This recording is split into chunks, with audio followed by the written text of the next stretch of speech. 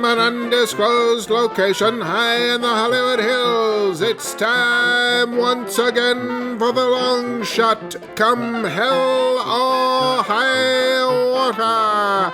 Tonight's episode, Have We Ever Hugged? And now, please welcome the host of the long shot, Sean Conroy. Do you guys want to warm up? Thank you so much. Good afternoon, good evening, good morning, good day, good dawn, good noon, good dusk, good eventide, good desk. Welcome to The Long Shot. It is a podcast. I am your host. My name is Sean Conroy. With me today on this No Joe Low Show Po episode is the light at the end of the rainbow. Amber Kenny is here. Hello. Also with me today on the show, the man who is the king of keynote speeches to dinosaurs. Jamie Flam is here. Nailed it. Great to be back. Jamie, what were you doing? What you just spent half an hour doing something. So Dynasty live streams. Yeah. Please explain. When we have Dynasty live streams, we have for most of them the opportunity for the viewers to send a dynagram or a dynadam. So basically, it's like little grams. There's a dynagram and a dynadam. Is a dynadam mean? It's an opportunity to vent any frustrations you might have. So it can be mean. Some people just kind of don't get it sometimes, so their dynagram gets filed under dynadam. Oh, I God. oftentimes What a use my own nightmare. But we have a show at 6, and then as soon as I logged on, I realized that that's funny. The IRS getting involved in dynadams is very funny.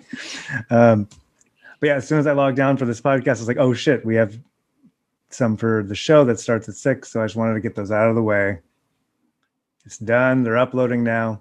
Was it just but okay. I think so many questions. I don't know if we should get deeper. Because you described it as a keynote for the dynagram. Well, Keynote is a program like PowerPoint, but for Apple. I see. So it was not keynote in the sense of keynote speech. It was keynote in the sense of I have to use this particular program to place it in a dynagram. Was it all dynagrams or was there some dynadams mixed in? Was there confusion between the two? Great question. Thank you. This seemed like a audience that got the concept. And there was one dynadam that was a dam. Damn. And the rest were all grams. And so I export a video file of all these slides, and then that's about 2 minutes long. For some shows, it might be a little bit longer if there's more that are sold. And then it gets played right before the show starts. And so people are like, oh, look, the person I'm watching with bought a dynagram, and sometimes it's someone wishing someone a happy anniversary. A damn dynagram? Is that what you just said? If I don't think I meant to, so I probably just slurred my words. I'm still kind of coming back to earth from the stress of getting that all together. Yeah. As we were getting How started. familiar are you with Keynote? Who are you asking? Some words fly in from the left. Aaron, I asked you a question. Because personally, I'm more comfortable with PowerPoint, but I have had to use Keynote. I didn't know both of those were. They're not compatible. Rivalry, in horrible ways, because they should be exactly the same. But if you import a PowerPoint to Keynote and vice versa, they don't always work correctly. Folks, welcome back to PowerPoint versus Keynote here on the Long Shot podcast. So could I conceivably... I've got a corporate job. Leave me alone. I'm sure there are... If we name this episode PowerPoint versus Keynote, I think it'll get a lot... You'd get a lot of dino dams. I do notice that our episode that has Phil Collins' name in the title gets hundreds more watches on YouTube than any of the other episodes. Yeah. So that nails it. I mean, I think we should call it Keynote versus Dynadam. No, what was it? Keynote PowerPoint. All right. But no, what I was going to say, Amber, because you've had a corporate job, I was just thinking about this the other day. I'm sure there are a million ways that my life would be so much easier if I had ever had a corporate job. Just in terms of, when did it come up? I was looking for something on my computer and I was like, I have no specific filing system on my computer. Like, I don't know where. I'm like, throw it on the desktop. And then I make a folder that says like old stuff, previous stuff, document. Like the worst way to find it. How the fuck am I supposed to find anything? Welcome to, sorry, go ahead. Oh, no, but my job is assets. So like the whole point is I'm supposed to be able to find things. Right. So that is my job. And it does drive me insane because it hasn't been an issue in a while, but Dave Child of Liquid Feet is sort of the owner of all of Liquid Feet videos, whether they're rehearsal videos or final videos. And there are times that he's like, I just can't find it. And I'm like, just name it what it is. And then you can search that name and find it. Like, I get where you're coming from, but I also get where he's coming from. I try really hard just over the last couple of years. Because one thing that happened was when I was running shows, I always had an assistant whose job it was to make sure that everything was labeled exactly the same way and easily findable. And it was like, I don't even have to think about it. So it never was a thing, but I did have to go like, get me this thing from this day. So I kind of got the filing system a little bit. And so now I try to name things that way. But what that does is make me name everything after whatever date I'm filing it on. But that doesn't change the beginning of it. Like, I have no system for that, where I'm like, script. Okay. What script? The script from January 3rd, 2004, All right. Welcome to the show where we talk about filing systems.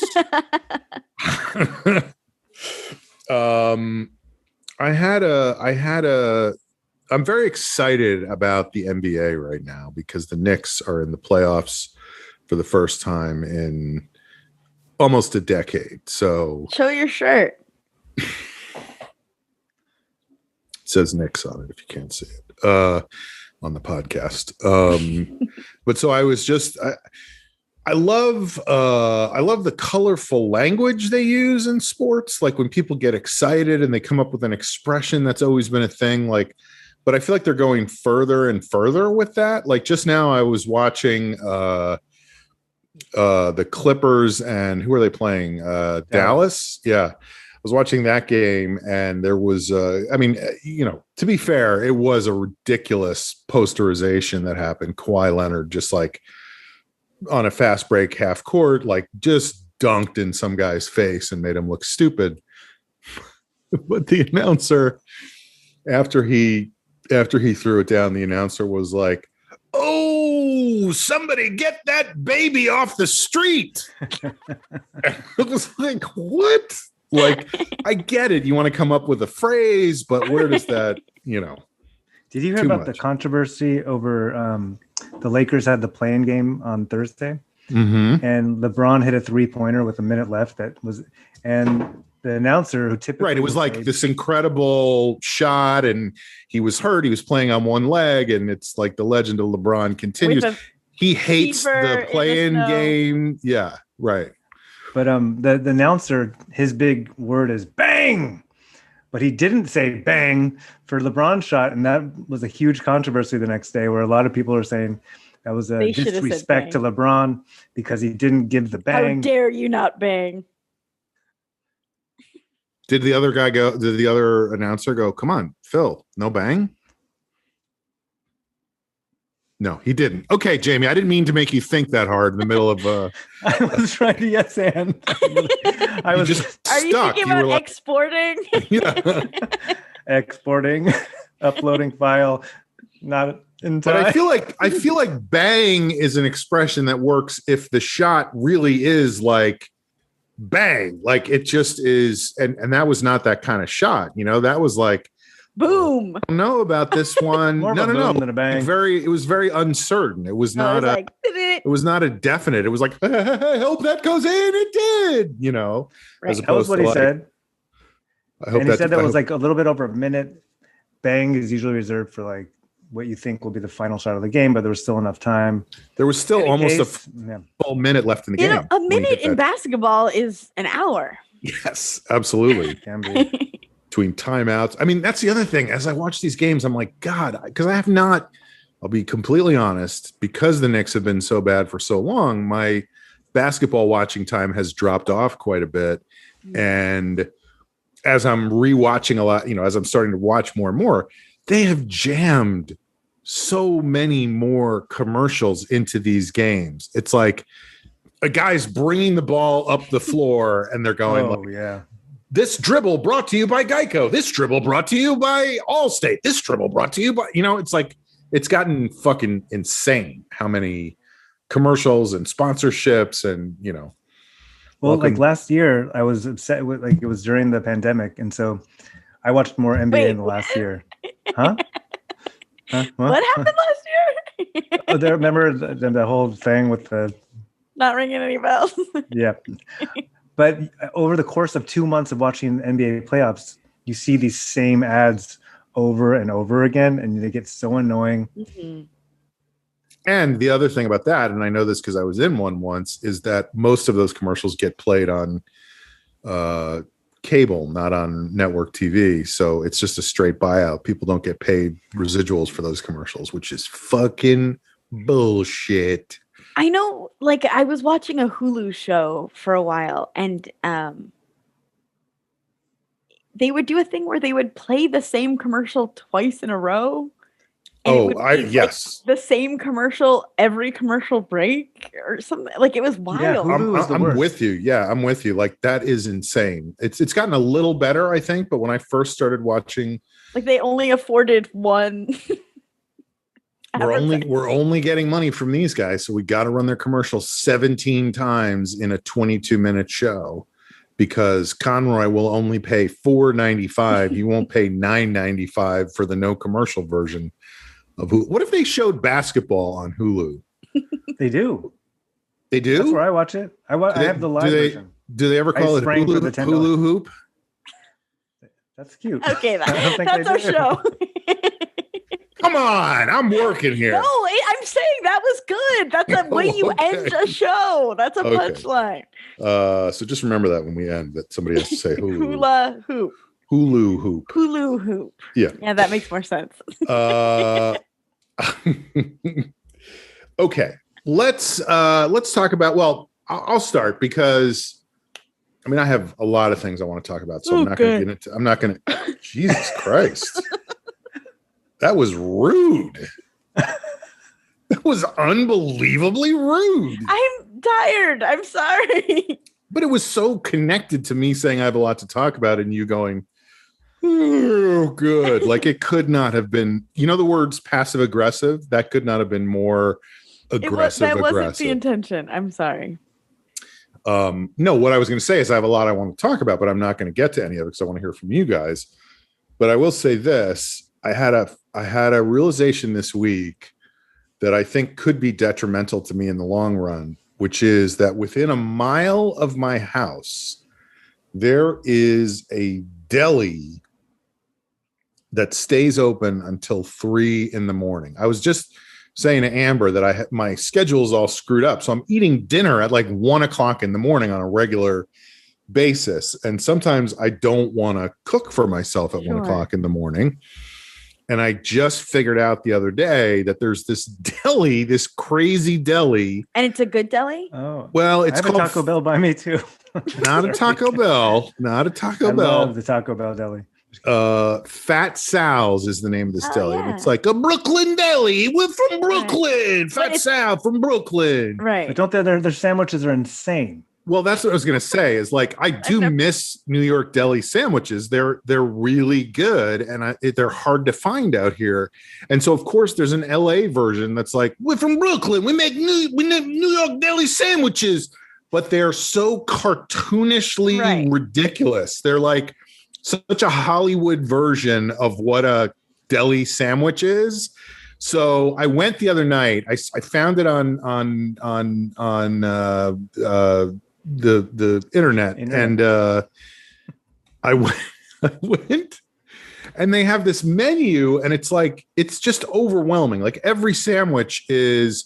I wrote down what the Fat Jamie is, and no offense, Jamie. But guess what? Of course, what one of the you're not going to get it right because it could be anything, but. I was like, oh, of course it has that on it. What was the one thing it had that I was like, oh, of course the Fat Jamie would have that on it? A dash of enchantment. Close. Tapatio. I should have. That was like that. That was like, oh yeah, that is Jamie. But here's the sandwich. You ready? Okay. Grilled ham, chicken fingers, grilled fresh jalapenos, grilled onions, melted mozzarella, sliced avocado, shredded lettuce, tomato, French fries, mayo, and tapatio on a wedge. What's a wedge? Like a piece of lettuce? A wedge. You guys don't know what a wedge is? A wedge is like an Italian sub. Like it's another, like a grinder or Hoagies and grinder. Everything is regional. But the French fries are the thing that I'm just like, what? Well, it feels like every fourth ingredient. I was like, wait, what? Like that's a new meal. Understanding what they like 4 proteins. I feel like there's fries on every single thing there. Well, I was like, I don't want the fries. That seems insane to me. So I got they do have like sort of more normal sandwiches. So I got like an Italian sandwich that was just like cold cuts and cheese and lettuce. It's a bit of whatever. And it was fine. And I got home and I ate it, and it was good. It wasn't a New York. I mean, part of the problem is the bread isn't the same, but I was like, oh, this is good. I think it is. And no, I know. And so I ate it and I was like, oh, this is good. But I feel like if I'm going to go to Fat Sal's, I should get a Fat Sal's crazy cartoon sandwich. Right. With like dinosaur chicken nuggets inside of it or whatever. But, do I really want to? So anyway, next night I went back to Fat Sal's and got another not a Jamie. I got a fat buffalo, which you can imagine what's on that. Buffalo chicken. Yes. Blue cheese. No blue cheese. It's just buffalo chicken on a wedge. No. That's insane. Yeah. What makes it fat? It's not fat. No, yeah, it's all that shit. Cheese and this and that and French fries and was it good? Banana daiquiris.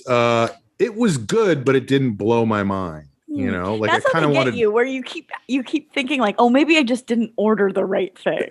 I was tempted to go back a third night in a row. And I really was. You weren't blown away the first 2 nights. Guys, I'm really helping you out here. Come on, blow me away. But like I said, it's open till 3 a.m. So now I know that any late night I can just zip out and be at that place. Jamie. It was also funny because they don't. You know how when you pay for stuff now on the machine, it tells you like you can tip 10%, you could tip 15%, you could tip 20%, and then percentages it goes by. Yeah. Stupid. But it didn't have that. It didn't have any of those things. It just math? It just no. It just paid like it was. I put my card in and it was like, you're done. Like there was no. Oh. And I was like, what the fuck? Like, so I reached in my pocket and this is how I roll. I had a roll of $5 bills. So I just gave the guy a $5 bill and he just holds it up and looks at me and goes, legend. And I was like, low bar. It doesn't take much. And that made me laugh so hard. And so the next night I was like, oh, I can't wait. So, And I was like, oh, it's probably not going to be the same guy. Like it's, none of it's going to go down the same way. And so I went in.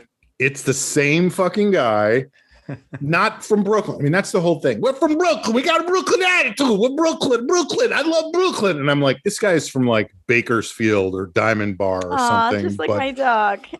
But so again, I paid for it and I wanted to be like, how come you guys don't have it set up so you can get tips? Because that just seems weird to me in Hollywood because nobody has like cash on them. And also in Hollywood, there's going to be people that are going to be like, well, I don't have to tip because they didn't set it up so that I have to tip, like they're giving me the option. They're giving me the out basically, and so again, I gave him a $5 bill and this time instead of going legend, he just went, you're awesome. And I was like, I kind of want to go back tomorrow night just to get that kind of reaction from somebody. They got you. The sandwich didn't blow me away, but the compliments, I'll take them. I want to go right now. $5. I need a legend in my life. Legend. And it was also like so significant the way he just like held it up and looked at me. He wasn't saying it sarcastically. No, he was like, legend. Like, don't forget this. Put this in your journal when you get home, So anyway, I was on the one hand excited, on the other hand disappointed to find out that there was a place like this open late night in my neighborhood. It's really dangerous because I could do that any given night. I could go. That's bad. That's really bad. You know what? I just had the idea. We have these new screens at the concessions at Dynasty. Adding tips. Well, just like if we can program it so legend just pops up for certain tips, like. That's exciting. If you tip more than 25%, you get a fancy gram, candygram. What's it called? From Kino. Dinogram. If you tip less than 15%, you get Dino Dam. Yes. Yeah, that's smart. That would suck to get a Dino Dam for just a 15% tip. And it's before the show, you said? Mm-hmm. So the lights are still up or no? Are we talking about live streams or real life or in person? Oh, I guess you're doing it on the internet, so who cares? Never mind. We're going to start doing it for the real shows too, for live shows too. Speaking of which, when are we going to do a live show? Us for our show. We're never going to do it. Okay.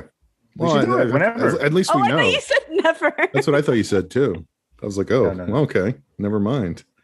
No, I'm asking because that's the other thing I did this week was I do another podcast sometimes called Improv for Humans. And I got invited to do Improv for Humans. It was the 500th episode. Holy crap. Yeah. Although I will say, I feel like we're getting up there at this point. We're not at 500 yet, but we're getting close. But so I got asked to do that. And they were like, it's at this place over, we're doing it together. It's at this place over in Los Feliz.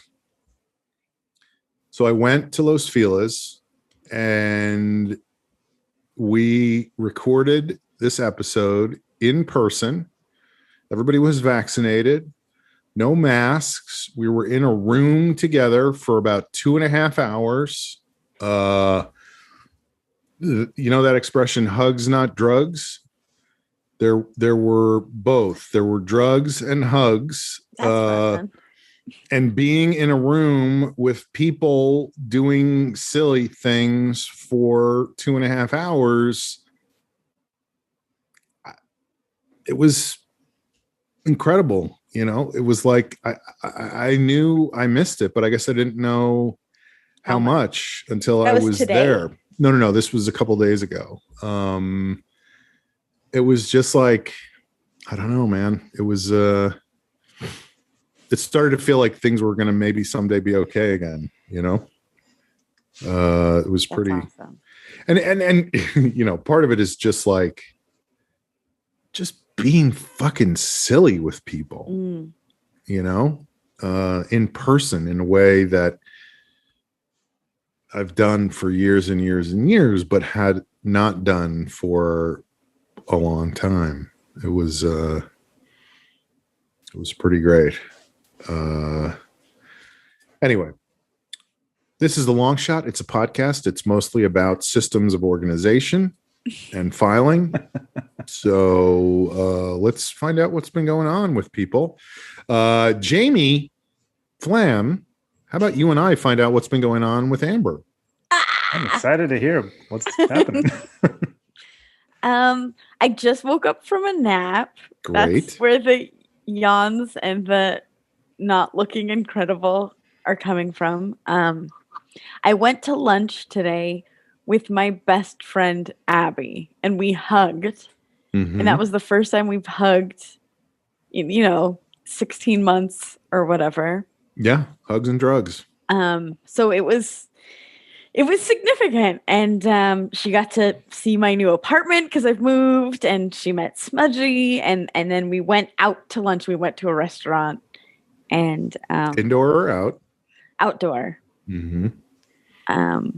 But still not nobody's doing indoor yet in LA, right? Or they are? I think indoor exists. They are? Okay. Yeah. I think it's everywhere. Okay. I take it back. But yeah, it was so good to see her and so good to go to lunch. We both are. I mean, I guess I don't need to do her checking in. You're saying good to go to lunch either way, or good to go to lunch with her? Good to go to lunch with her. Uh-huh. I guess either way. I like eating. But we both found each other in like a strange place. Like, I don't want to do her checking in, but where like things are opening and things should feel positive, but we're both just kind of in like it's been a tough week. Do you think it's specific to this week or in general? And I am only asking, let me elaborate on the question. I'm only asking because what I almost started with is the general malaise I am feeling in my life and the difficulty I'm feeling in terms of everything. And I can't quite put my finger on it. And I feel like I should be feeling more positive, but I don't know what's wrong exactly, except that I'm going to a deli for dinner at 1 o'clock in the morning. A deli you don't really like that much. which is never like, oh, things sound like they're going great, Right. No, I think it's that second one you said. I had a couple theories talking to Abby about what it is for me personally. One is like, as much as it was dark when we were in full lockdown and full pandemic, we were in it together. And now it is not like that. And some people are totally fine and some people are not totally fine. And it just feels like you say totally fine, you mean like psychologically based. Yeah. Or at least presenting the appearance comfortable or not comfortable. Yeah. Like it feels like now there isn't any cohesion in humanity. Also, I feel like the pandemic was an opportunity for us to learn a lot of lessons as a society and as humanity. And it feels pretty apparent that we didn't do that. And that's hard. That's dark. It's a bummer. And then there's also like, from a personal point of view, now that the world's opening up, while we were on lockdown, it was just like, okay, survival mode. This is what we're doing. But now that it's opening up again, it's like, oh, I guess I have to examine my life and my choices. Like, I don't know. So I feel like it's a combination of those things for me personally. How do you feel about that, Sean? I agree. I feel like that is a thing. Like here we were for 15 months locked down. You talk about a lot of things. I do agree with you that I do like eating lunch. No, I do feel like there is a certain amount of self-reflection that has gone on. And I don't know that there's any conclusions for me, but there's definitely a lot of like, why am I doing this? Why am I doing this? Not in a like immediately negative way, right. but just you're like still gonna go back to that deli. Purpose of this. Yes. I'm a fucking legend there. They don't even know if I exist. I have to keep proving my existence over and over again. But like, what I don't want to get into like, what am I doing with my life? But there is an element of that has become something that I have thought about, like, what does this all, it's funny. This is going to sound insane, but whatever. This is a long shot. It's okay. I was watching right before this, a little bit of, The Bad News Bears from 1976, right? Walter Matthau plays literally the scene I was watching. First of all, he's like pouring whiskey into his beer as he's drinking while these kids are doing his job and cleaning the pool they're for him. Swearing. Like, it's just so weird to see it's kids. Like crazy. And there's one scene that I saw where he's trying to pitch batting practice to these kids, but he's clearly so drunk he can't even see where to throw the ball. And the scene ends with him basically stumbling off the mound and passing out on the ground, and the kids gathering around him going like, he must be tired. And then another kid is just like, no, he's an alkie. Like, look at him. And I mean, whatever. It's a really funny sort of classic movie that would never get made today. But I did what I always do, which is look at the cast and the directors and the writers and whatever.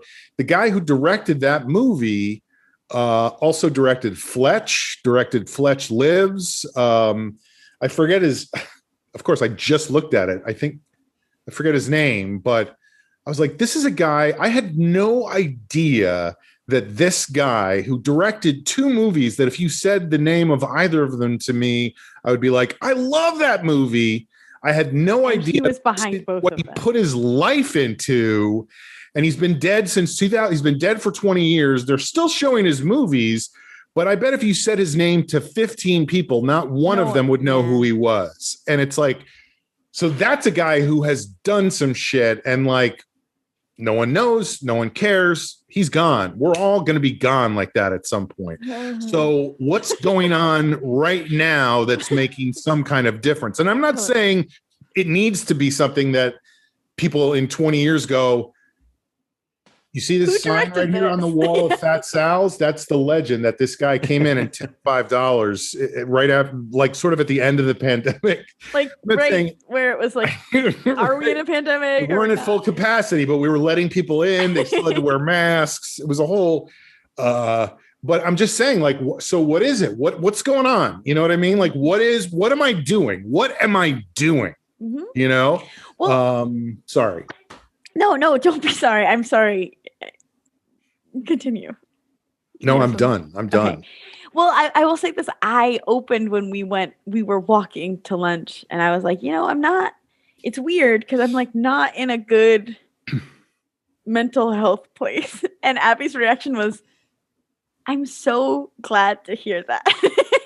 Like, fuck you, Abby. No, because no, I know what you think in theory, because things are opening up, because there's hope, like we should all be as happy as we possibly can be. And so it almost feels we should all be happy as clams, to not be. Like it's like double whammy. So she was happy to hear she that was I not was alone. Yes. Yeah. And I wonder if this is part of it too. I was thinking about this the other day and this morning. Oh, Michael Ritchie. Yeah, that's right. That's the guy's name. Like, is there an element of it?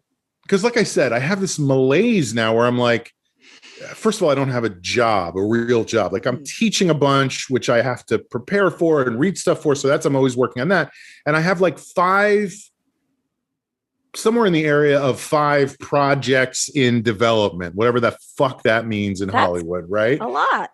But none of that means anything until something actually happens. Mm-hmm. And I wonder if part of the problem is there we were in February of 2020. Was it 2020? Yeah, February of 2020, just tootling along. And then all of a sudden the fucking world disappeared. So is there a part of my that could mentality of like, who knows when this is all just going to go away and none of it's going to matter? Because none of that shit mattered over the course of the last 15 months. Right. What mattered is that we had this one thing that was like weighing on everybody. Yeah. And that was the most important thing.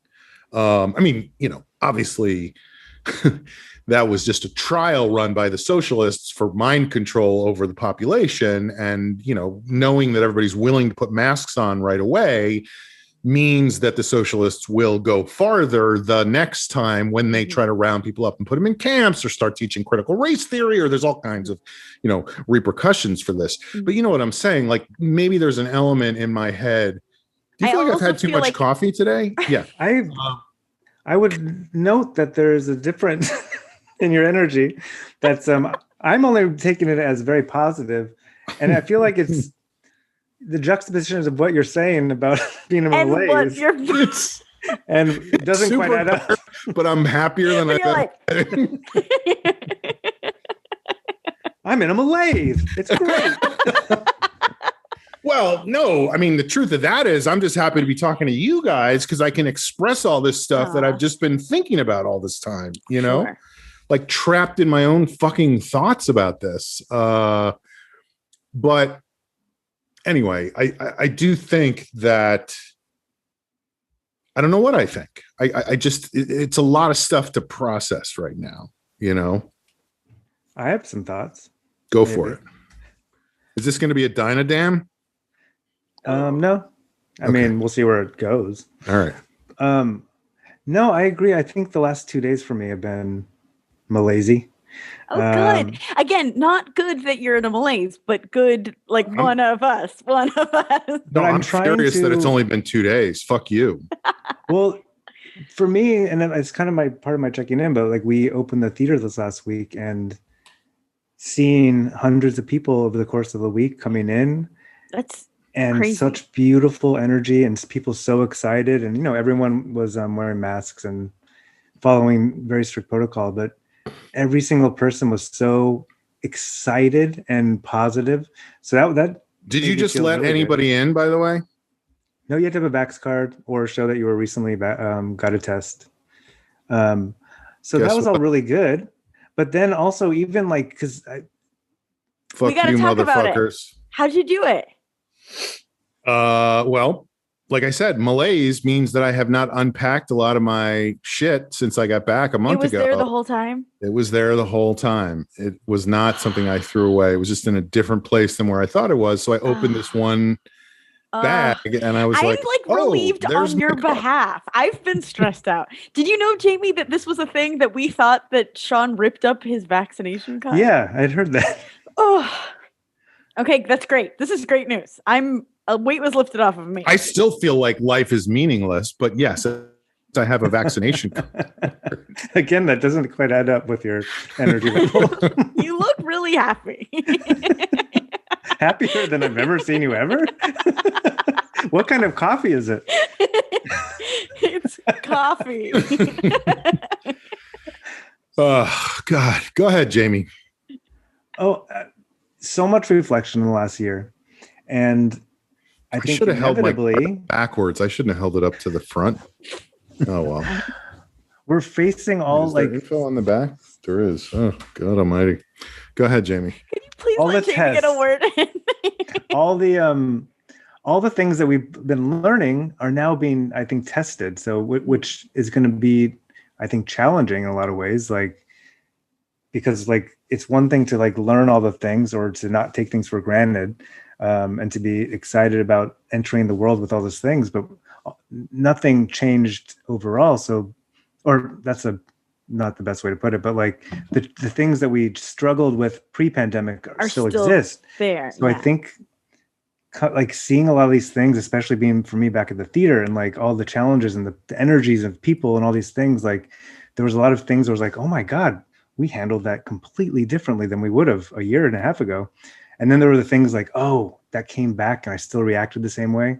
So there's the just knowing or being present enough to like realize, oh my, there's a victory in just being present enough to know that I reacted in a certain way. But I think it's going to take weeks, if not months, if not longer, to just kind of put all this learning into, and I think that goes across the board. And also this idea that I think realizing and waking up like more than I ever even thought that half the world was open this whole time. For us, it's like re-emerging into society, but for so many people, it's like, no, they were never on board or like they were already going out. So, well, that's that's a whole other weird, bizarre fucking reality that's just gotten that already existed, but just has gotten way worse. Heightened. Yeah. Is the people who are living in a dream, I don't know what to call it, not a dream world, but like just are not different reality than us. Different reality, not living in a practical reality, and are being encouraged to do that by a variety of sources. Anyway, sorry, I cut you off, Jamie. Go ahead. No, I think that was the crux of it. Well, I wouldn't like say there was a crux there, but we're in a new phase that's going to be kind of crunchy for a while. Mm-hmm. Right. And that's the heart of the malaise for the past 2 days for you? I mean, in about 2 days. Go fuck yourself. This has been forever. But also just trying to be present in it and like not, for the first time, I'm trying not to judge it. Like, or push it away. Like and that's not bad. Yeah. But this is what I'm feeling, and just try to not say this is bad, because that is what leads to the storytelling and the spirals, and which is still a new kind of muscle that I haven't, it's not strong yet, but I'm feeling like that's a step towards evolution that I'm That's wise. All right. What else, Amber? So you had lunch with Abby. Damn it. Abby's not in the best mental health. What else? Now it's like I'm throwing Abby under the mental health bus. We had someone over for dinner. We had our friend Alan over for dinner on Tuesday. I know Alan. You do. And I don't know. It's like a combination of not having people over ever and being lame and having a puppy. But he was like, we were like, oh, okay, like, that's it. I'm probably going to go home, call it a night. And we're like, oh, great. Okay, good night. It was so good to see you. And then I looked at the clock and it was 8:30 and I screamed. I was like, what happened to us? We used to do things. You were like, we only have 6 more hours to get to Fat Sal's. Right? Like we rushed him out of there and it was like the sun had barely set. Yeah. But we got to baby step ourselves. Mm-hmm. Yeah, dealing with other people. I mean, that was a weird thing for me about doing this show the other day. I guess I'm going to call it a show, even though it was just a podcast, because there wasn't a live audience there. But it started at 6, and I don't think I left there till after 10 o'clock. Whoa, and that's a long time. I was never uncomfortable. It was great the whole time. I mean, literally, I showed up with my mask on because I was like, I don't want to make anybody uncomfortable. And within like a couple of minutes of running into a couple of people, there was like hardcore bear hugs, like from people that, aren't necessarily the people I would do that They're not huggers naturally. Yeah. And certainly there were still people who were like, yeah, I didn't do that before this, so I'm not doing that now. Right. I would say you're not a hugger. I mean, you hug, but you're not like. I feel uncomfortable about it. Yes. You're not like the first to grab someone and embrace them. No. Have we ever hugged? I hope not. I hope we have. I want to hug you right now. But the point I was going to make is I got home and I was like, I am physically wiped fuck out by just being around that many people for that long of a time. Of course. Like physically, I couldn't move off the couch when I got home. And at first I didn't realize what it was. What's that? You couldn't even go to Fat Sal's. You were so tired. No, I dragged my ass to Fat Sal's. Legend. Legend. You got to live up to the legend. But at first I was just like, why am I so, like, I didn't even do anything today. Why am I so tired? And then I was like, oh, it was being in physical proximity with people. Well, and like being aware of them and even just move, absorbing like their energy. We were in a tiny room with microphones everywhere. So every time anybody moved, you sort of had to adjust yourself. And also part of it really was, I don't know how to exactly say this, but let's just say it was not the best improv show we've ever done, but it was so funny and so fun, and none of us could stop laughing or, whatever. It was just like, it was a year and a half's worth of energy bottled up into this live performance, so it was completely insane. So anyway, yeah, I was wiped out. So I get it that you're like,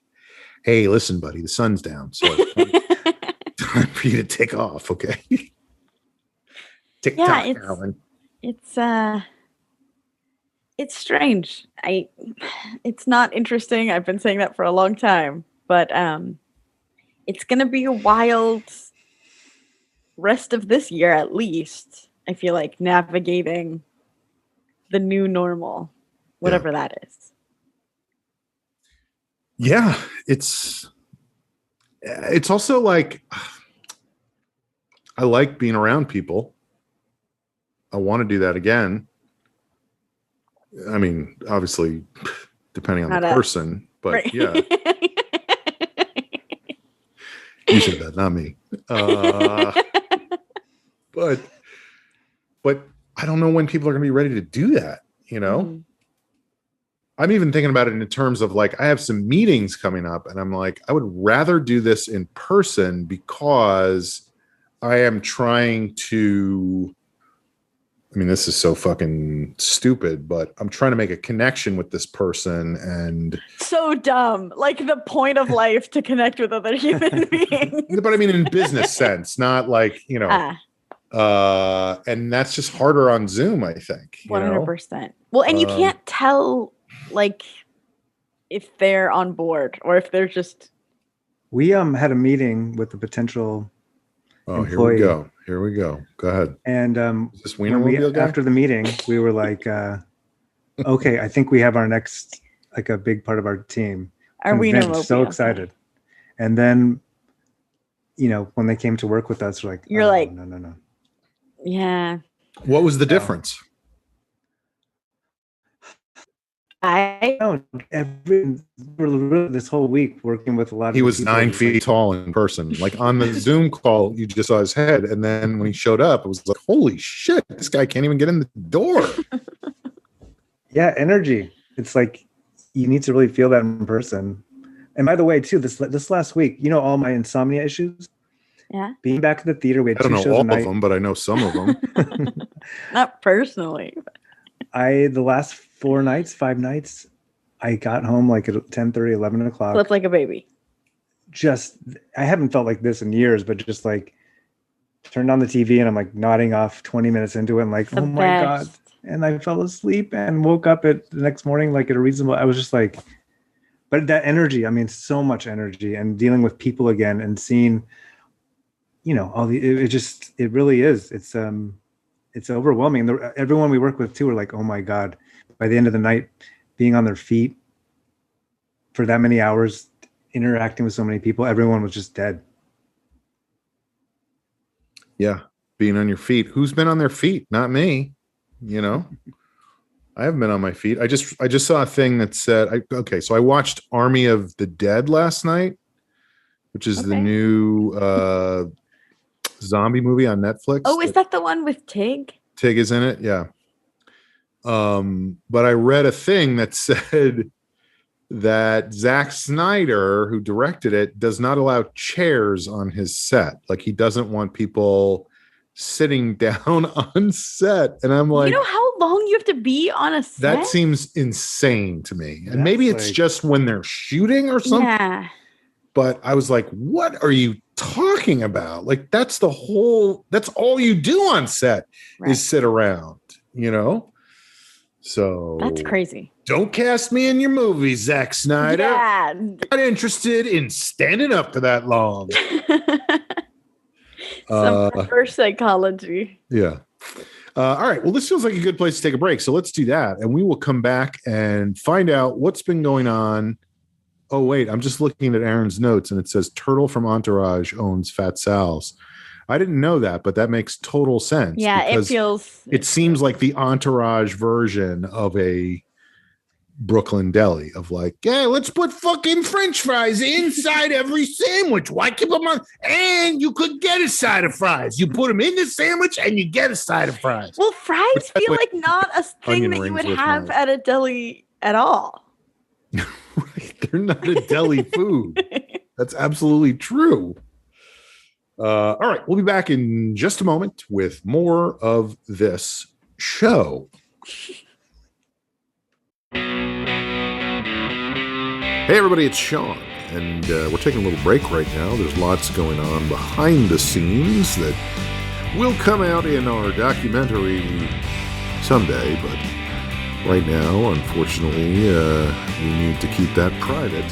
Here's what I'd like you to do while you have a second is take out your phone, open up your Instagram app, and follow The Long Show on Instagram.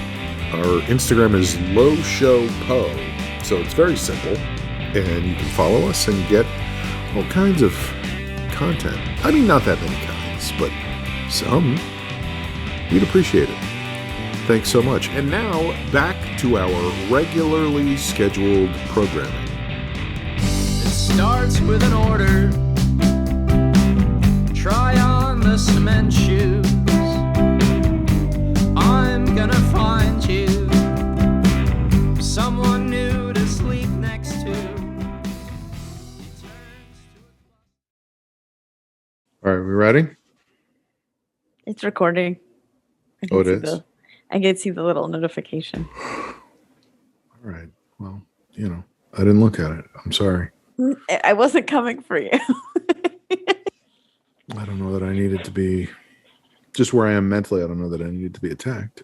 I guess we'll start. Sometimes you need to be attacked. I guess we'll start. We're back. You're listening to The Long Show. It's a podcast. I'm your host. My name. Can I talk about? Sorry, I know we want to get to what Jamie's been up to, but can I just talk for a moment about how I accidentally watched a little bit of Tucker Carlson the other night? Can I talk about that? Because we already did. Yeah. We already talked about like people living in another reality, and every once in a while, I find myself in that other reality, and it blows my fucking mind. And I know how hard you fought to not show that yawn you just have started talking, but I saw it. So that's twice, and don't think I'll forget it. But I have an aversion, obviously, as we all do, to commercials. So a lot of times if I'm watching one of the news stations and commercials come on, I'll flip to another one, try to find something, whatever. The other night I turned on the TV and just Fox News was on. Tucker Carlson was on. And so I came in on the middle of a segment, and it was a segment, and I still haven't looked it up. I would like to look it up, but it was about a drag queen show aimed at 3 to 8 year olds and how that is insane that they would do that. But anybody who disagrees with doing that is called a homophobe, and you're not a homophobe. You're just a considerate person, because why should 3 to 8 year olds be learning about it? It just was gibberish, right. Nonsense to get people upset. Also, I have no idea what show they're talking about, but Netflix had an animated drag show. This was an animated show, so maybe that's the show they're talking about. 2 years ago, and it failed, and nobody watched it. So, like, what are we talking about? But yes, you're absolutely right. But that almost guarantees that that's what they were talking about. Right. Just because it's like, let's bring this up and let's get people worked up about why are they making 3-year-olds into drag queens, Right. So it was this whole thing about this show about drag queens and homophobes and homophobes and drag queens and homophobes. And then the segment, the title of our show. Yes. 20 million hits. But then the segment ends and Tucker Carlson ends the segment and goes, and we'd also like to wish a very happy 75th birthday to Cher, whose birthday is today. And they show her singing and whatever. And then they go to commercial. And I was like, what the fuck? Like, is he on purpose? Like, yeah, are you trolling us? There is an association between Cher and drag queens. Yes. So what is he doing here? Is he like purposely going? Is it like high art? Yeah. Like I did not. I was like, what is happening right now? And so of course I was like, I'm not, I'll sit through the commercials because I want to see what happens after this. That's how they get you. And so anyway, I bought some pills that are apparently going to keep my dick hard, but oh boy. They come back from commercial. They come back from commercial and he goes, I'm sorry. I just want to apologize because Cher obviously is a singer. I think she's terrible. In fact, she is my least favorite singer ever of anything. What? But the reason I had to say that is because there's a prank that's been going on here in the office, and they put something in my script, and like your typical airhead newscaster, I just read it without comprehending what I was saying, so I take it all back, and I do not mean it in any like it was so that's even more confusing. Fucking weird. They're the worst. They're pranking in the news. Also, it's weird to be like, I don't wish her happy birthday. Also, she's my least favorite singer ever. Like, it's not even like I'm not a big fan. It's like I despise this person. But I got you, babe. Which makes me so mad. That's of course a lie because he knew exactly what he was saying when he said it. And there was like a clip to match. If ever you needed to discredit fucking Fox News, is that they are pranking just in the middle of the newscast. But wait, let me keep going because I kept watching after that. And the next guy they had on, and I think they teased it before the break, but the next guy they had on, like, happy birthday, Bette Midler. Just kidding. By the way, we just want to wish a very happy birthday to RuPaul, who is wonderful. I'm sorry, RuPaul is despicable. What is going on? Like, right. No, so they come back and they're talking about, he's like, we have here the former director of ICE, who's here to tell us about this letter that 35 congressional Democrats just sent to, I don't even know who they sent it to, or, but it was like Sandy Cortez and 34 other Democrats, because he always calls her Sandy Cortez instead of Alexandria Ocasio-Cortez. No one calls her Sandy.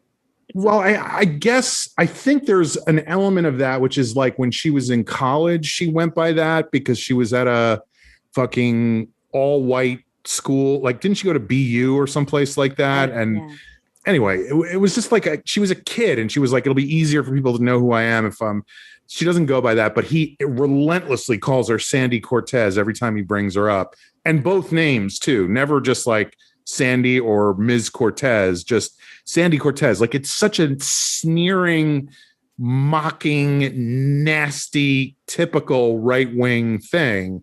And in this case, he was like, Sandy Cortez thinks gang members who've committed felonies should never be deported. So anyway, it's this letter that these people sent to the Department of Homeland Security, the head of the Department of Homeland Security, Alexander Mayorkas, Alex Majors. They sent it to him. And it just was this whole thing that was completely fabricated. And they have this guy on, Jonathan Fahey, who is there because he used to be the head of ICE. Do you remember Jonathan Fahey? The name sounds very familiar. He was not the director of ICE. He was the senior administration official acting in the capacity of director of ICE because they knew they could never get this guy past the Senate. So it was one of those things where Trump would always appoint these people and then keep them for 200 days and then fire them and appoint somebody else. Assistant to the regional manager. He never, it was just... And this guy, by the way, was the head of ICE for 13 days. He started on December 31st, 2020, and resigned on the 13th of January after the insurrection because he wanted no part of that administration anymore after that. But he came on and just was bullshitting about what this letter said. Basically, as I understand it, the letter said, people should be given human rights when they ask for asylum, and their cases should be examined on an individual basis instead of just saying, this guy seems like a gang member, so let's fucking throw him out. And their thing was not everybody should be considered individually. It was she doesn't want gang members deported. She wants them to stay.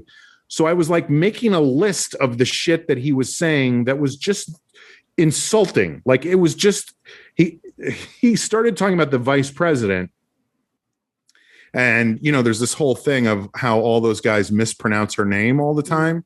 So do you know what he called her? What? The vice president, because I don't want to mispronounce her name or anything. Like that was the next level of trolling for him, was not saying her name because of course the libs Couldn't get so possibly say her name right. And he was talking about how obviously the gang members, he goes, first of all, the people affected by this are just regular people who live in neighborhoods around the country. They're not the representatives deciding about it in Congress. They're not the ones pulling up to Whole Foods in their Teslas. Like, just like buzzwords and catchphrases of like, Tesla, this is what these people do. They drive around. Yeah. And reusable bags. Anyway, and the gang members have more representation in Congress than the people these policies affect. And more representation in the White House, obviously, because Biden is in total sympathy with this. So these illegal immigrant gang members have more representation in Congress. This is a theoretical.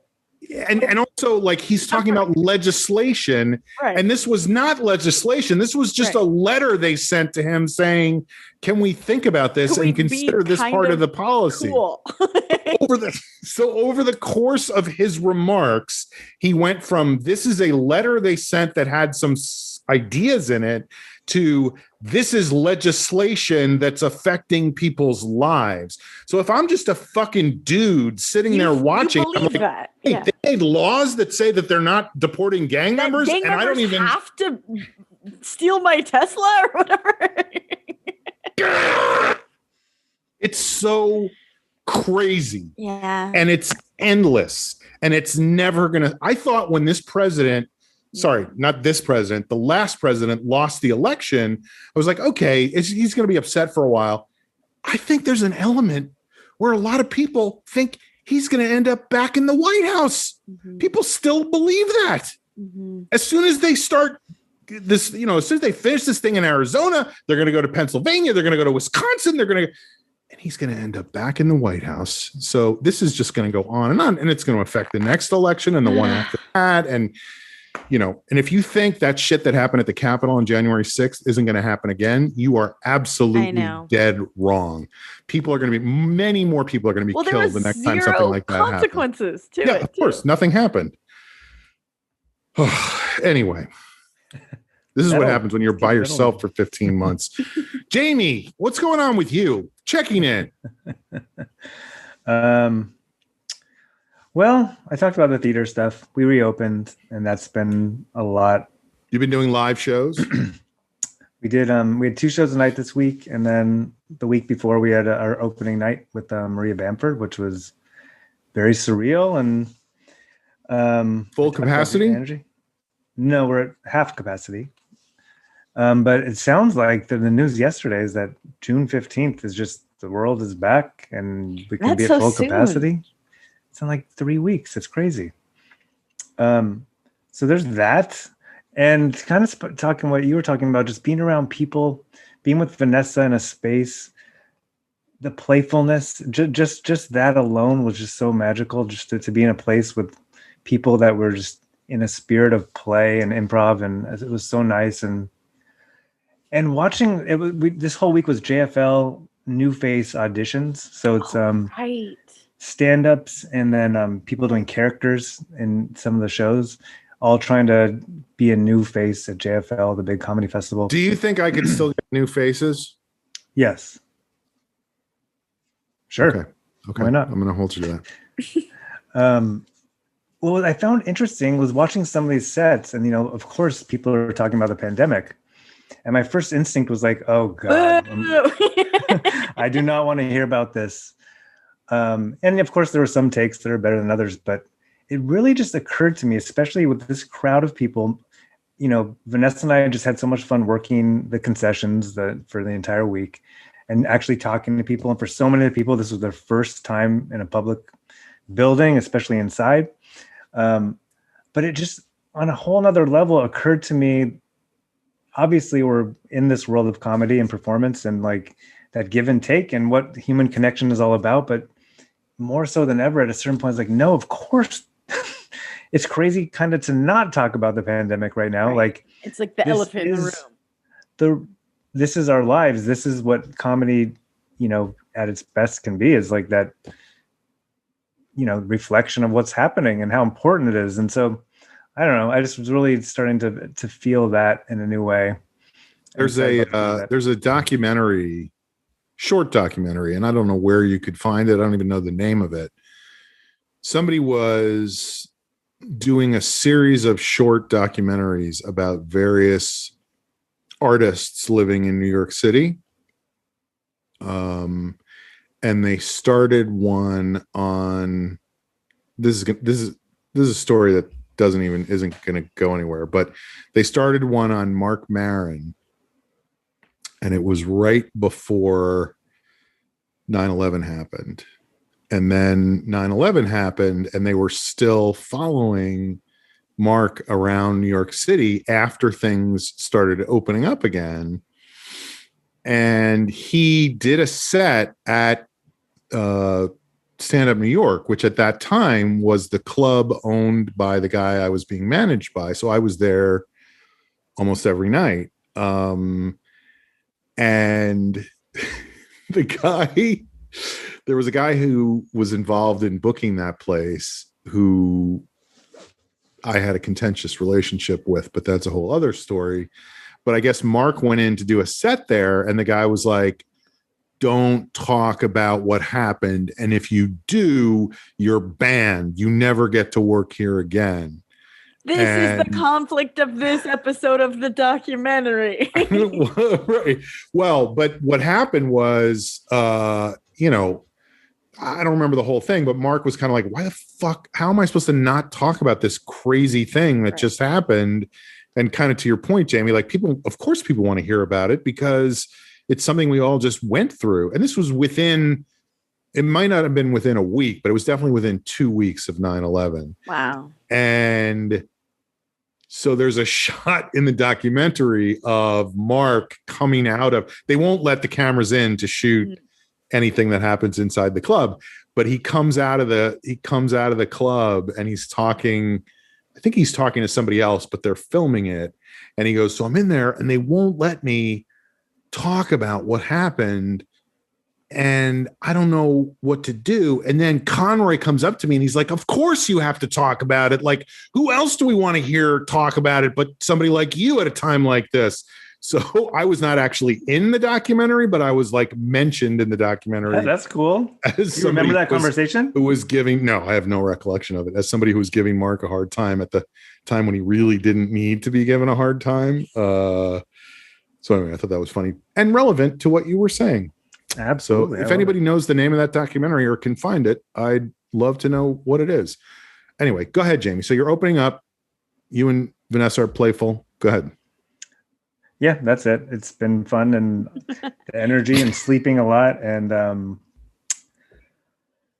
yeah, I mean, I think just this reopening of this phase, and then we're basically dark for most of the next month. And then July will be a much more proper reopening. But it's been so exciting. Like we were so nervous, like so many nerves going into this reopening. Like, are we going to be able to do it with new employees or, people helping out right now? And just like the muscle memory of it, it was just like, it could not have gone smoother. Oh, that's great. We're like, oh my God, we know how to do this now. Like, it's like this reopening, like we really, learned more than we even had thought in those first 2 years. So it's exciting for what I feel like the future of the theater and everything we're building, to just know like, okay, we did learn a lot. And like I was saying before about just how we've all, I think, reflected so much this year, everything is a challenge, which is another energetic pull, like for better and for, I think all for better, but some of those moments are still challenging and like, oh, this type of energy is not going to work with our staff anymore. So it's just been interesting. What kind of energy? Don't tell me you guys went nuclear over the break. No. Solar. Wind power. Oh, I didn't understand what you're talking about. I was like, oh, energy.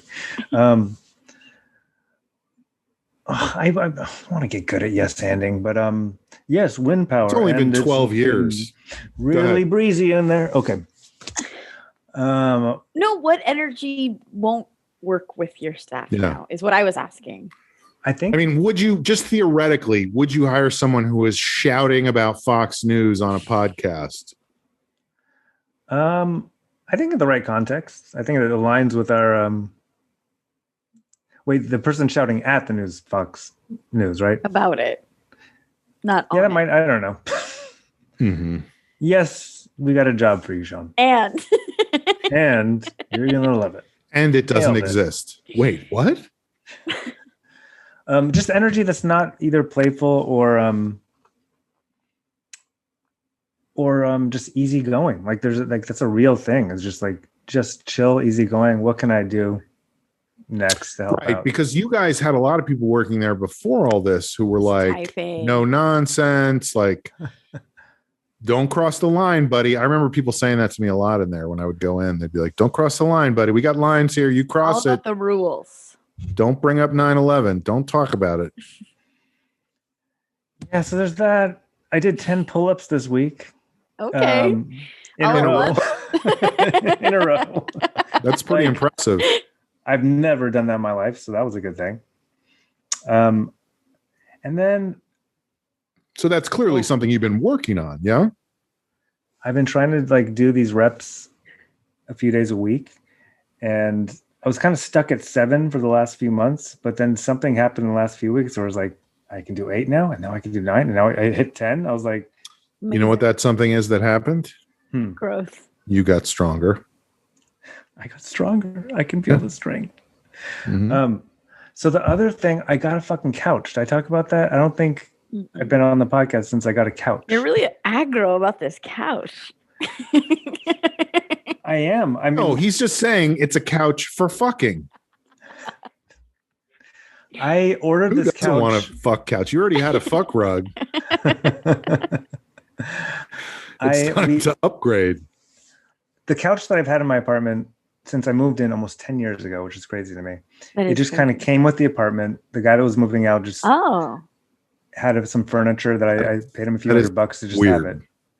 And so I've had this couch. It's been like sinking in. I didn't love the couch to begin with, but I think halfway through the pandemic, I was like, you know what? I'm going to make an adult purchase and finally get myself a couch. And I took months to find one. And I was going to every couch site you can imagine. And I finally pulled the trigger. I got to be honest. I can't imagine that many. there's so many couch sites, and if you look at one on your Instagram, you're going to see them all in your feed. Well, that's different. Over and over again. Yeah.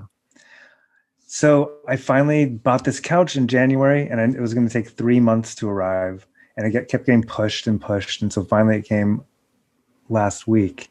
They pushed it all the way there. Sisyphus.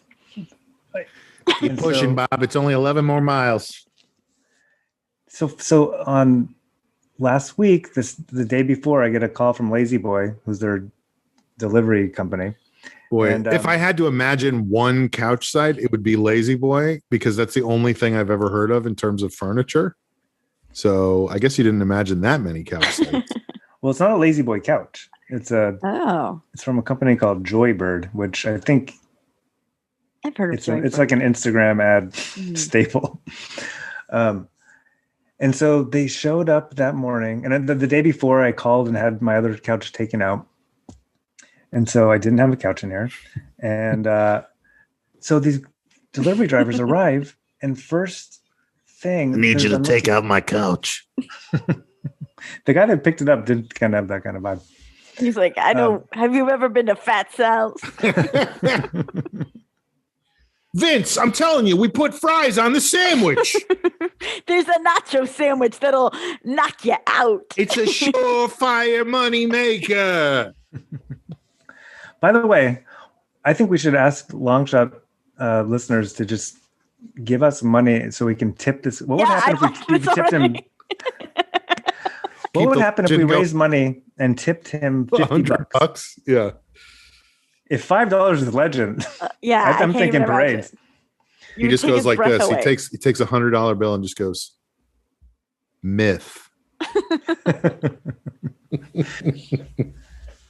So these delivery drivers show up, and I'm looking at it right now outside, dividing my apartment building from the next one. There's like a row of bushes, and they're nice little bushes. I like the bushes. They got some kind of succulent vibes. And to get this couch in through my door, they have to like navigate these bushes. Well, they don't have to squish the bushes, but they immediately start to squish the bushes. And in that moment, I was watching this whole thing, and like, you would think that they were like, oh shit, we should not squish the bushes. Let's recalibrate. But they didn't do that. They doubled down and just took out the bushes, and it like my heart. And I think I told you in the last few weeks, my relationship with plants and trees is like really expanded. So I was like watching them just die, and that was just like a kind of a pall of an energy to put on this whole delivery. And I just like, my heart really broke, like, poor bushes.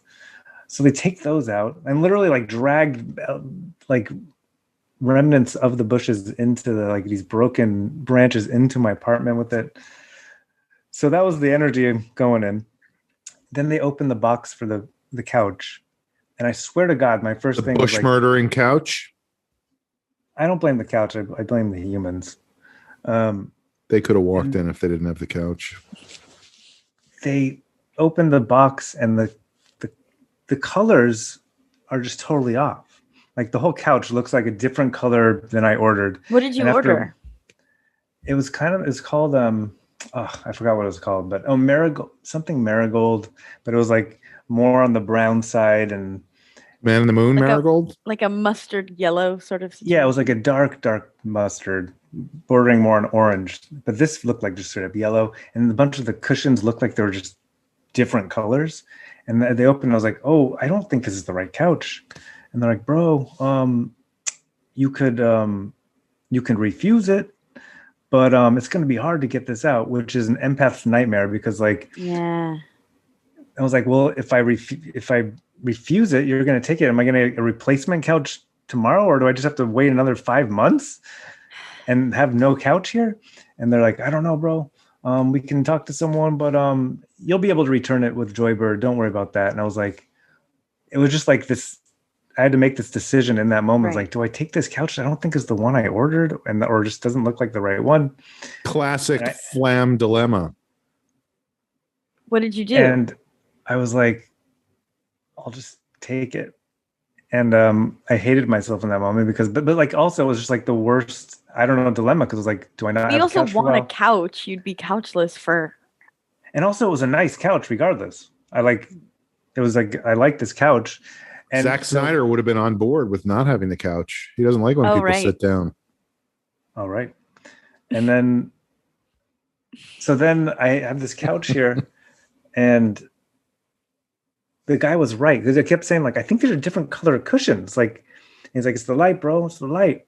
And I was like, I don't think it's the light. I'm looking at from what you're saying. I feel like he used the word bro a lot. There's a lot of bro. Mm-hmm. You could refuse it, bro. He was trying to build a connection. Connect to me. I know.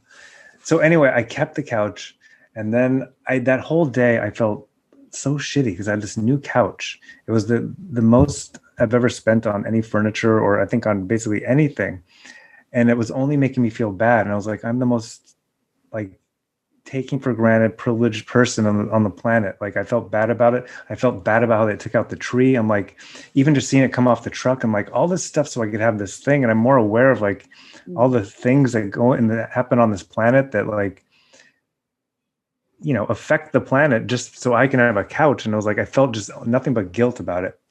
I could have just gone to the supermarket and gotten a couple of milk cartons. So sorry. Sorry, Sean. For what? I really want to play. I really want to play, but I didn't know what to do with the milk cartons. Are the milk cartons his couch? I'm a little confused by that one as well. Let's just keep going. Okay. No,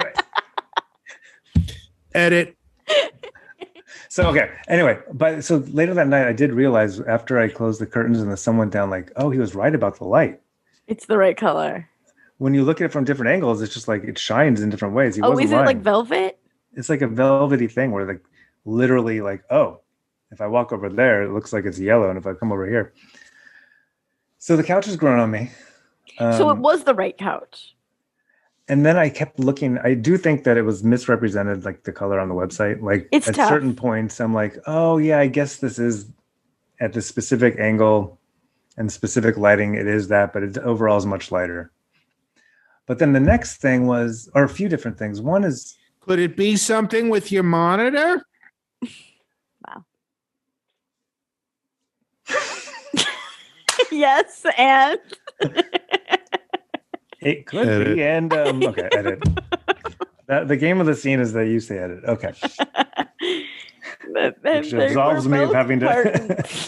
So I'm actually playing the game of the scene if I just don't do anything. Yes, and the thing is, I've been working with improvisers for so long. There's been one or two bad ones along the way. Go ahead, Jamie.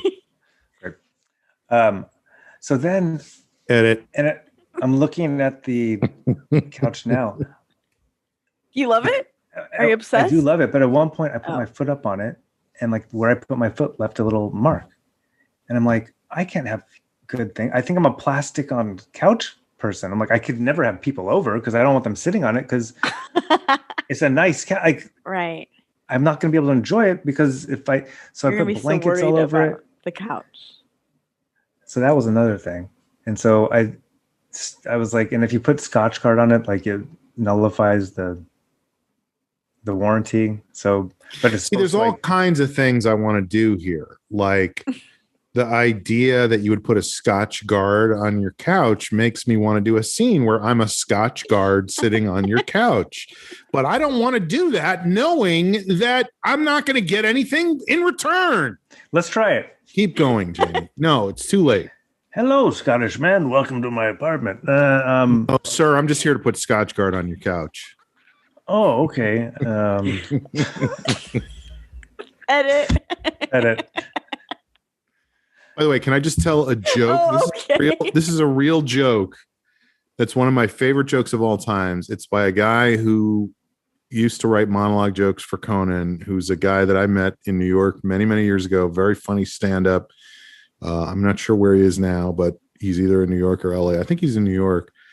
But he had a joke, and this is why he ended up writing monologue jokes for Conan, because he had a joke that was like, I had to break home. Sorry, I've already fucked it up.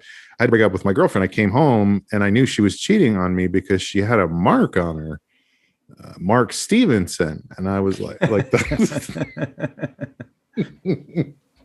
I of course didn't do it right, but you get the idea. It's such a good joke. Go ahead, Jamie. Sorry. So what's your relationship to the couch now? So I've there's the part that comes out, it's seat? like it's the bench. Sectional. So there's like one part of it juts. There's like an ottoman like that came and then an extra long, an L. So I've become very comfy on the L. I haven't sat on the other part of it at all. Nah, fuck that other part. And I've gotten kind of comfortable with it. I have the L. I don't think I've ever sat on the L. I do have the L, but I don't think I've ever used it. Wow. I recommend the L. Are a perfect pair. My old roommate, that was her territory, was the L. I was on the regular part. She was on the L. So it just became this thing of like, we each had our own areas, I do. Anyway, go ahead, Jamie. Thank you.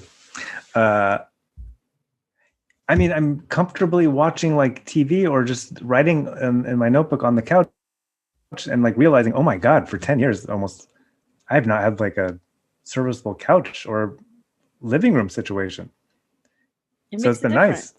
It makes a really big difference. But the other part of it was I have this nice couch now, and instantly it kind of made everything else around it look exposed, like how shoddy a lot of it is. That's how they get you. And like, oh shit, this coffee table situation just looks so ratty now. And looking around the rest of my apartment, I'm like, it really just makes. When you say coffee table situation, you're talking about just a coffee table, yeah?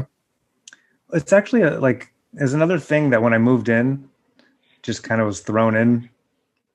And it's nice. It's kind of a leathery thing. It's got like legs and. What are you talking about? Are you talking about your coffee table or no? I am. I don't know if it would be described as a coffee table. Maybe it's just more of an ottoman. Okay. Like you couldn't put a cup of coffee because it would kind of sink in, but if you put like a... Oh, nothing better than a coffee table that doesn't take a cup of coffee. I love that. Actually, as I say that, it's definitely not a coffee table, traditionally. But it's where it's in the location where a coffee table would be. It's just useless. No, I put like there's a little thing of magazines, like the reading material area of it. You spend a lot of time on the couch reading magazines? I have 3 magazines there. You live in a dentist's office? What's going on over there? Fun. I have one New Yorker that I got like about 3 months ago. I was like, I'm going to read a New Yorker. And I have not read the New Yorker. And then I got one entrepreneur magazine. I was like, I'm an entrepreneur. And I haven't read that yet. And then one Westways, which is the AAA's, like, because I'm a AAA member, which I definitely never read that. I'll flip through them like, oh, the user photographs are always nice. And then I'm like, I don't really need to hear about this. The user photographs? There's always a section of like, or not user, but like reader. They're mailed in. Oh, I see. Like they're not a professional photographer. It's like the amateur beaver shots in the old Hustler magazines. That's the exact analog. So, okay, but here's I like to kick it old school. What can I say? But okay, so in my at least you answered when I said that. You didn't just sit there dumbfounded. So at least that was a yes, not a yes and, but not the dumbfounded is a genuine desire to play and like a frustration with myself. Yeah. Wanting to be just in the moment enough to just respond, but I still have a lot of work to do on myself, as it turns out. Mm-hmm.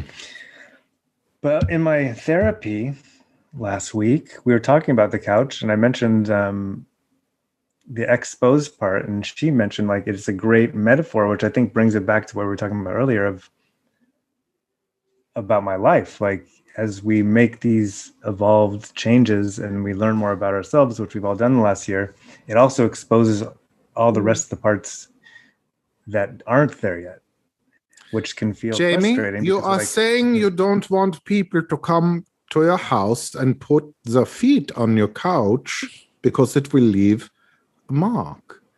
Do you think what you really mean is you don't want people to come to your house and put their feet on you? Oh. That's a good point, therapist. See, that was hard for me because am I playing myself? You are playing yourself, yes. But do I heighten myself? Jamie, why do you feel so uncomfortable with being yourself in the office here, bro? I thought that when you said, do you not want a Mark on the couch? I thought you were going to say, do you not want Mark Stevenson? Oh. By the way, when I was living in New York, I got a couch and I had it covered in fabric, like custom fabric, and it was white. And God knows why the fuck I did that. Yeah. Because then I was there for 5 years, and it just was disgusting. I don't even want to give you the details of all the things that went on in that apartment and went on that couch, and that ended up, it was like a fucking memorial, Right. But you can remember it each day. Yeah. Sorry, go ahead, Jamie. I mean, never mind. So anyway, I thought that interesting, and I think it really just relates to what we were talking about earlier, is we're coming back into society right now. Like, we might feel like we're involved in these ways, but everything else is exposed about ourselves and everyone around us, and even society itself. And so I think that does add to a lot of the things that we've been feeling this last week, and the malaise and the frustrations. And so there's that. Here's a final thing. Well, a couple of things. I'll save that. I hope it is the final thing, because it is. We do have to wrap up at some point. So you're only paying for an hour, which means 45 minutes. Go ahead, and please take your feet off the ottoman. Sorry, coffee table. Amber, can you play me in that situation? Amber, take it. Does your shirt say hot nut? It does. But then it also says riveters, which I don't know.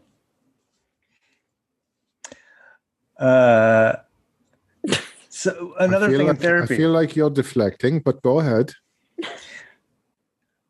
So I've been doing this new stuff in therapy. It's called EMDR, I believe. And I can get into that another time. Is this the noise thing? It's not a noise thing. It's a looking at a dot thing. Oh, it's okay. like a REM. You're obsessed with 2 dots of this. This will be right up your alley. It's 2 dots.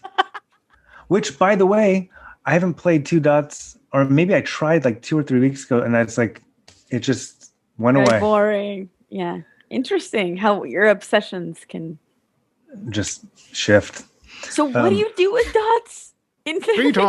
Sweetheart, I'm home. I did it again. I convinced one of my patients that playing 2 dots was therapy. That was a thing that I would bring up a lot in my first 9 months with this therapist, who I've been with for over a year. And now they're telling you to look at dots? I don't know. That's suspicious. It's actually, so far, it's been really powerful. But the idea is that you look into past traumas, and this specific therapy helps you to reprogram those memories, and it's been working. And that's a whole other thing to get into. But one of the things that's come up in the last 2 weeks of this new therapy is and I'm specifically focusing on this event that happened in high school that I've probably talked on this podcast about more than once, but putting myself back in my shoes and that specific traumatic experience. And the big thing that keeps coming up is everyone around me is a kid. Everyone here is a kid. And then just the idea of I don't know anything, and that's okay. Just that theme. And neither do they. And same thing now. No one really knows anything. And just owning that is actually the most freeing thing ever. And so I've been sitting with that a lot, and it's been super helpful. And even thinking about, as we're reopening the theaters, this theater is running because of decisions I'm making every day. And Vanessa, the life I'm living, and like these are all just because, and it's like it's not a great thing. There's no great secret to it, but just like how much I've been so angry at myself, or thinking that I'm lacking, or I'm like a bad business owner, or just judging like every decision. I don't know what I'm doing. And like this last week has been like, you're doing it. And I've always been doing it. And I think we can all say that about like these things and like just judging ourselves. But we are adults and kids at the same time. Like, I don't know, it's been this powerful thing, like, and I don't know. And when I find myself getting angry about things this last few weeks, or frustrated, I'm like, oh, it's okay for me to say, I don't know. Like, that's I'm sorry, I couldn't focus on what you're saying because you still have your foot on the ottoman or the coffee table, whatever it is. Thanks. Thank you. I appreciate that. I expressed that as a concern, and I feel like I should pay you more for also helping me take care of my new couch. I think that's a good point for my wrapping up. Fair enough. So we're all kids and adults at the same time. None of us knows anything. Yet we know it all. But I think the main point that I'm taking from what you're saying is there's no reason to be so hard on yourself. That's it. That is the main thing, Sean. Like, and I think the three of us over the last 10 years have been very hard on ourselves and beyond, but like, it's okay. It's okay that we don't know things. It's okay. There's no rules. It's all just like a facade. And so we're doing our best to try to make this work in this crazy world. And that's the voice I think I talked about a couple of weeks ago that I think that I've refined the most in the last few months is it's okay. It's okay. Did you learn something? Try to get better, but it's okay that you didn't know that. And it's like, it's what I've been searching for so long. And so now I think that is, as we're entering back into this real world of being around people again, it's like there's a lot more things that are coming up that are challenging that specific thing. And so that's the thing, like the muscle I just want to keep. It's like, it's okay. And just, you can keep getting better. You didn't do anything wrong. You're a good person that's trying to do good stuff in the world, and things come up and you're doing great. I think that's a good message to put out there. You know, I think it's, I don't know if it's inspiring, but it's at least slightly reassuring. All right. Well, it feels like this is a good place for us to do a segment on the show that we like to call Parting Shots. So why don't we start today with Amber? Absolutely. So again, I think it might be related to that not so steady mental health that we talked about already. But this week at work, and keep in mind, we've been working from home 15 months, almost 16 months. It's been quite some time. And this week at work, during a weekly meeting that we have, at the beginning of it, somebody was like, I just discovered how to switch my background. And I was filled with rage. Like, I thought that I could throw my computer out the window. Because I was like, even if that's true, don't be embarrassed that you just figured that out now. Like, what are you talking about? And then to make it worse, everyone else on the call, like, except me, was like, wow, how'd you do that? And like bought into it. And we were talking about the dumb Zoom backgrounds. And again, I know that it's like me, it's like a me thing, and it was where I'm at, but I was just like, I hate it here. Like, I don't want to be around these people. Well, and then also, you know, we're all going back into the office in theory in September, and that interaction didn't make me look forward to going back to the office in September. I'll put it that way. I've known how to switch my background for a long time now. Well, it wasn't even, it was just I don't know. It just felt so dumb to me. It felt so dumb. I was so mad. I'm mad at them too. And that's not fair. I wasn't coming from the right place. They were all having fun and coming from a joyful place. And I like wish that I could have met them there. But I was just like, I don't care for you. Do you feel like any part of that is like, this is a waste of time? We should be focused on work stuff? Yes, all of it. Well, also, I think it's definitely related, but I ran out to the vet that morning to get Smudgy's last shots. He's finally fully vaccinated. Did you take Smudgy? I did. He'll be able to go out in public. Amber, we can't give you this shot. This is for Smudgy. I know it's his last one, but it's for him, not you. But we brought Smudgy. We like timed. The vets are so backed up, and both Jeff and I have different work meetings. So like, we found an appointment that worked, but like it was tight. I knew I had a meeting shortly after.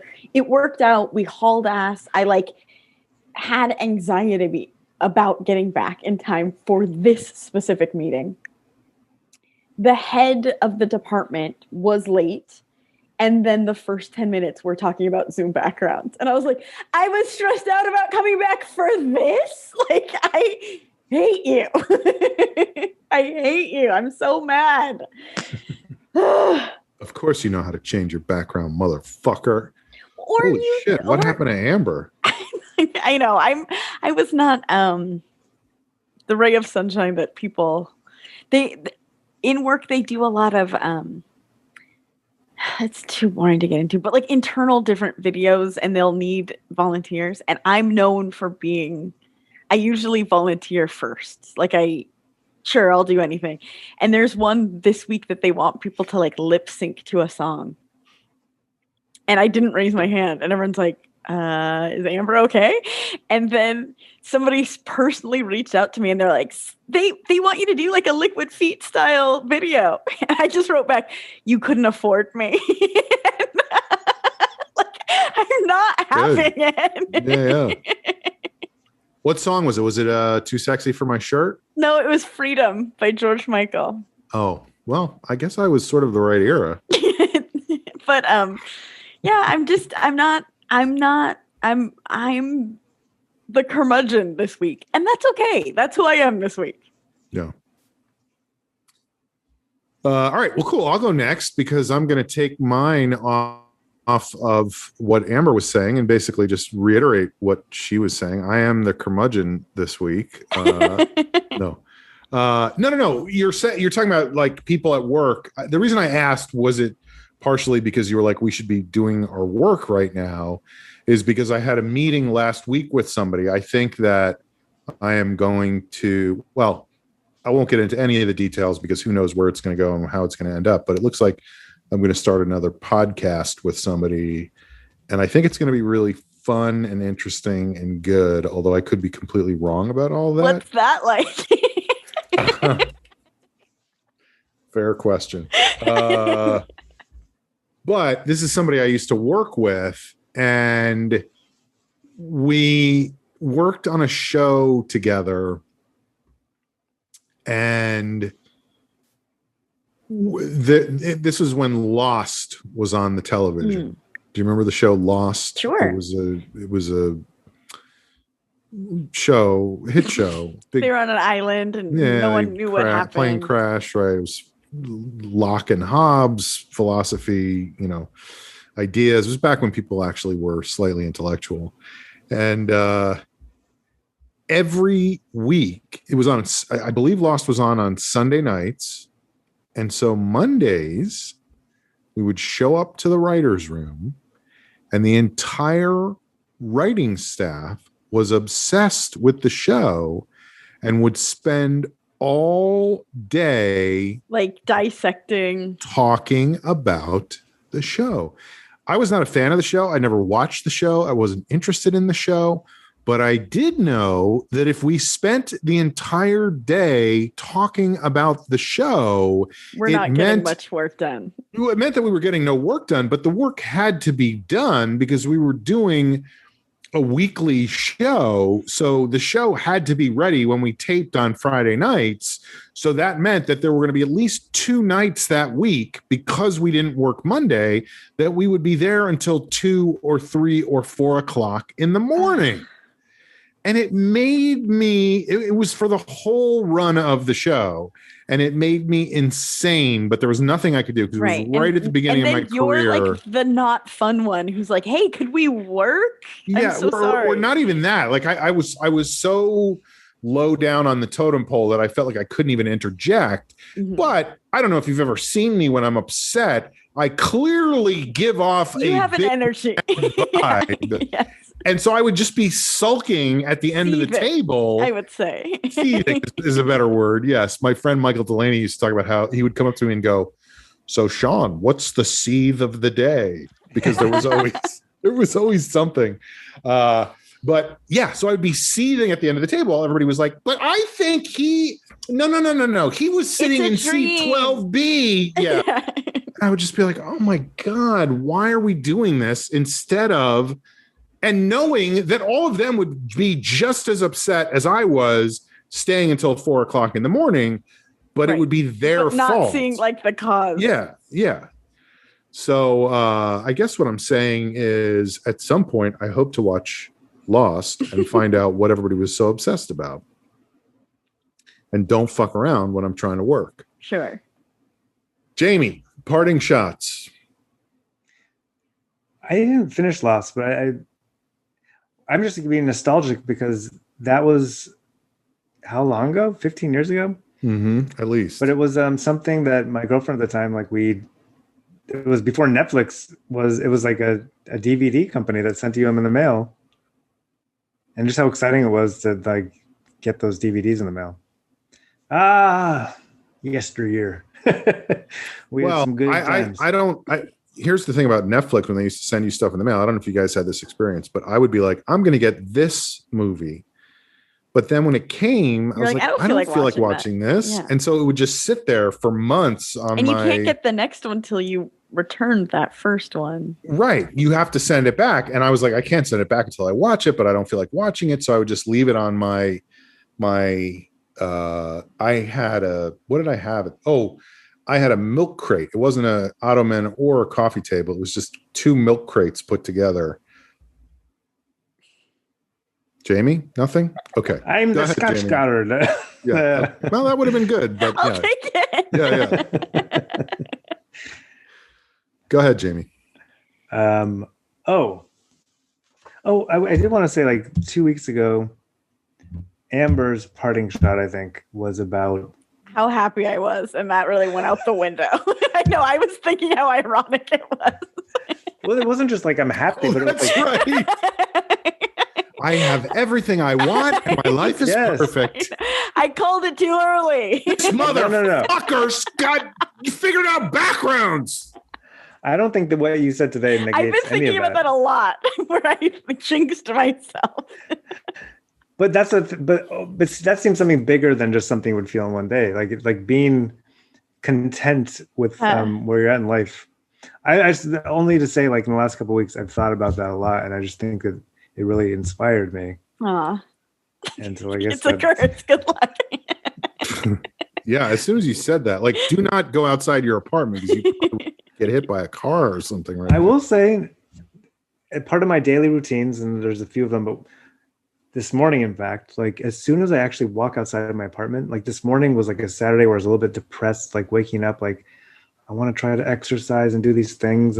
Good morning, door. Good morning, screen door. Good morning, bush. Oh, dear. Aww. All right. I did go out after they left, and I did my best to like.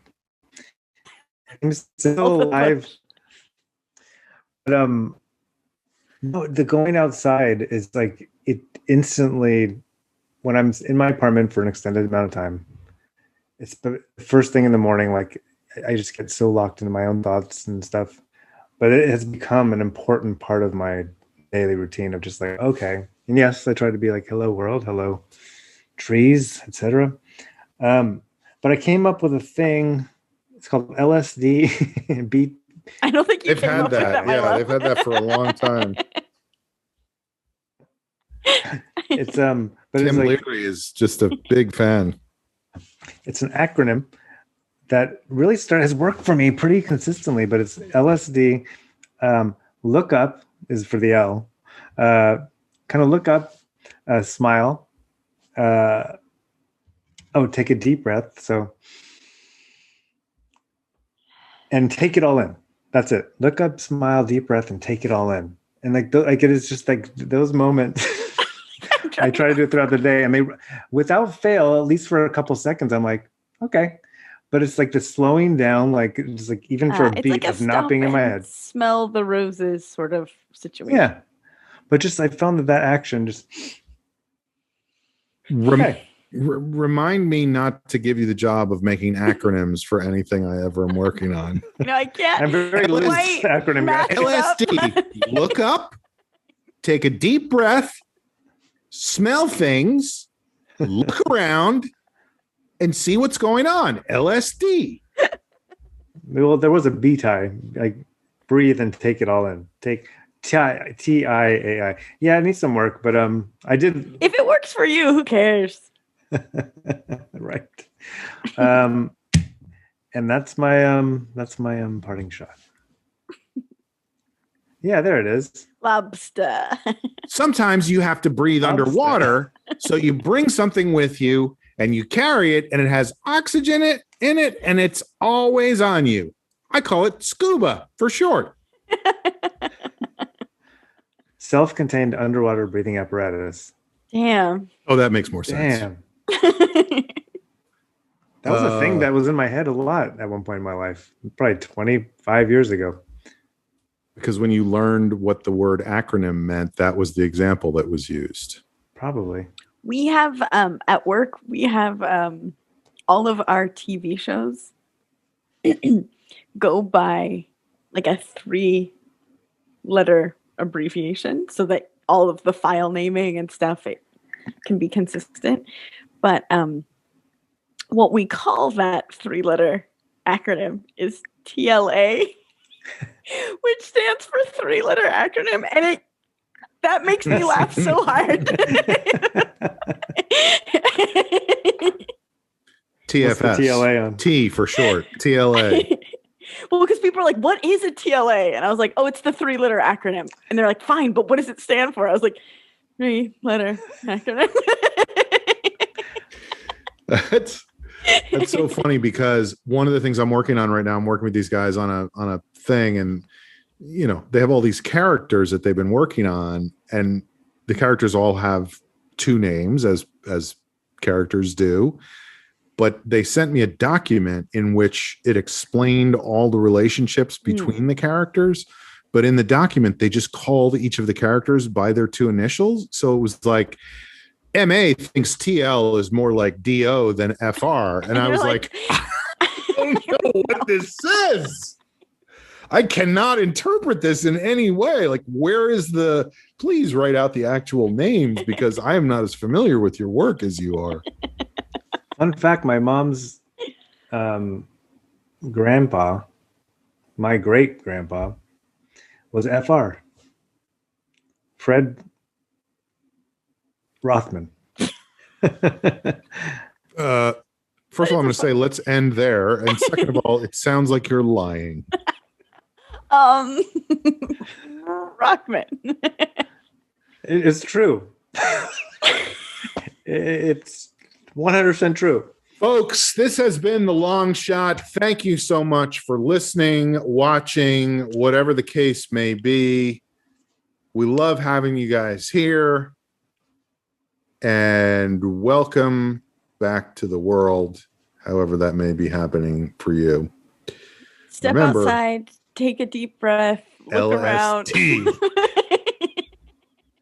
LS to the motherfucking D. Folks, we'll see you next time on The Long Shot.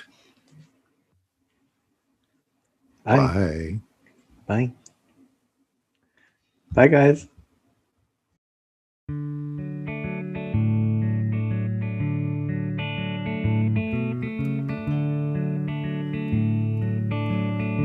I'm still short of proof.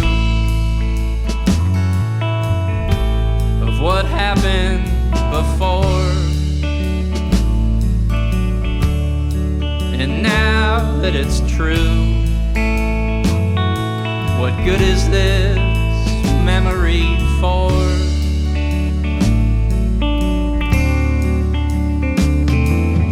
And why do I love you with such a strong vigor? Which is the action and which is the trigger? It's mine to install, but it's yours to configure, and I'm gonna take all the blame. And why did we go with the planned obsolescence? It's cheaper, I know, but it's harsher in essence. And now that the code is in place and it's present, we'll just wait and see if you notice.